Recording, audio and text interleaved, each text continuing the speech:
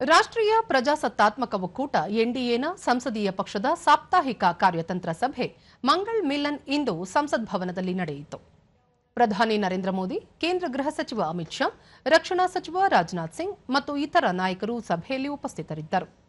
ತೃಣಮೂಲದಿಂದ ಬೇರ್ಪಟ್ಟ ಹೊಸದಾಗಿ ರೂಪುಗೊಂಡ ರಾಷ್ಟ್ರೀಯತಾವಾದಿ ನಾಗರಿಕರ ಪಕ್ಷ ಎನ್ಸಿಪಿಐ ಸಂಸದರು ಸಹ ಮೈತ್ರಿ ಸಭೆಯಲ್ಲಿ ಭಾಗವಹಿಸಿದ್ದರು.